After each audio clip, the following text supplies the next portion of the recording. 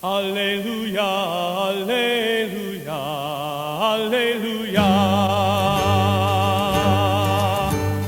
Alleluia, alleluia, alleluia. Glory to God who does wondrous things. Let all his people his praises now sing. All of creation in splendor shall ring. Alleluia. Alleluia. Alleluia. Alleluia. With you. A reading from the Holy Gospel according to John. Jesus said to his disciples, "If you love me, you will keep my commandments. And I will ask the one who sent me to give you another advocate to be with you always, the Spirit of truth, whom the world cannot accept, because it neither sees nor knows this one. But you know the Spirit who remains in you, and will be within you. I will not leave you orphans. I will come back to you. In a little while the world will no longer see me, but you will see me, because I live and you will live. On that day you will realize that I am in God, and you are in me, and I am in you. Those who obey my commandments are the ones who love me, and those who love me will be loved by Abba God. I too will love them and reveal myself to them." The good news of salvation.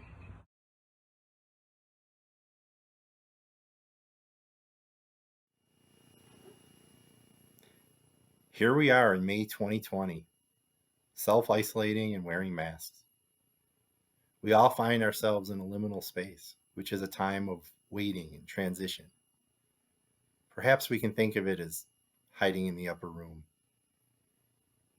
There is much uncertainty about our health and well-being, our financial future, the ability to live as we wish and do the activities we enjoy. Most of us just want to get back to normal.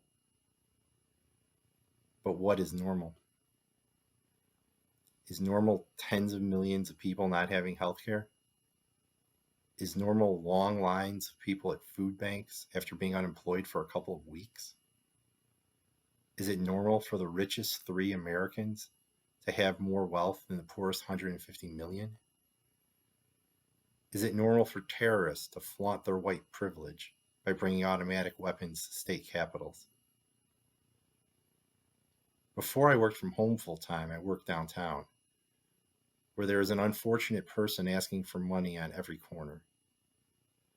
The fact is, our society was quite ill long before any of us heard of COVID-19.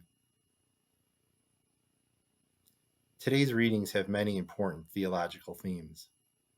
The 2 that really resonate with me are how we know and love Jesus by keeping his commandments, and the void between God and the physical world.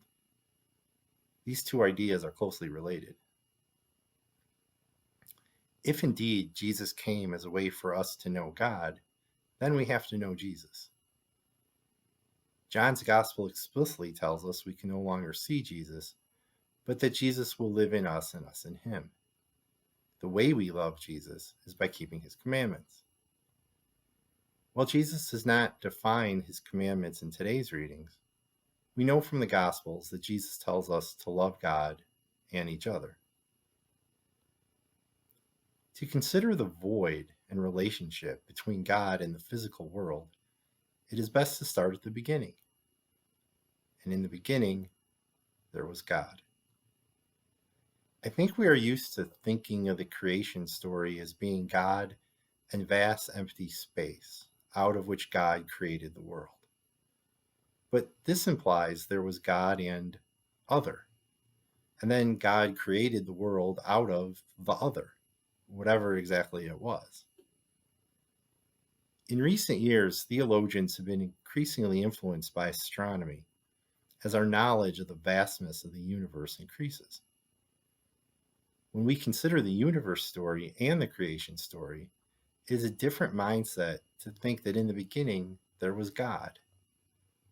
And only God. Everything that was created flowed out of God. So God was in everything, and everything was part of God. The second reading speaks of Jesus leading us back to God.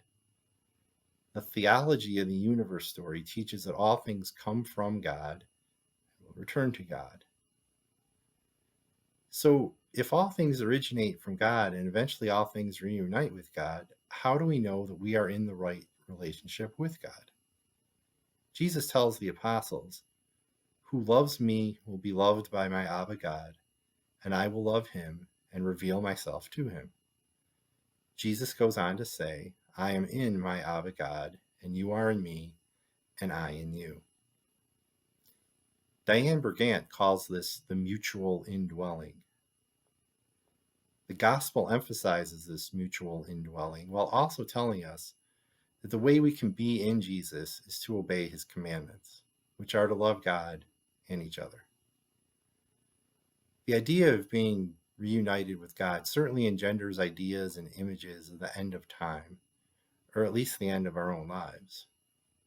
When we think of the end times or the end of time or whatever words we like to use for that idea, we tend to think of Judgment Day. But what Jesus is describing is perhaps more accurately called relationship. It is the coming together of all things back to God, from whom all things came. The reading from Peter talks about having hope and how Jesus, through suffering, leads us to God. Or another way of stating this would be to lead us back to God, from whom we came. There are many profound theological ideas contained in these readings. I'd wager if we lock 6 theologians in a room for a few days, they'd emerge with 7 interpretations. For all the intellectual theology in these readings, a rather simple and profound lesson emerges. Love one another. Love one another.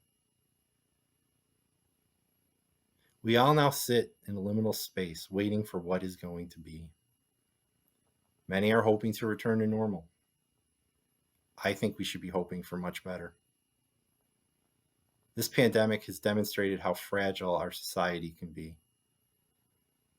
Too many of us were isolating long before March of 2020.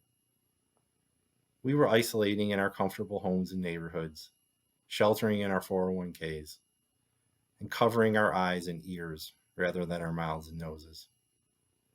Hopefully, we will learn some lessons by the time this pandemic is over. We are all connected to each other. We cannot hope to love Jesus if we are not taking care of each other.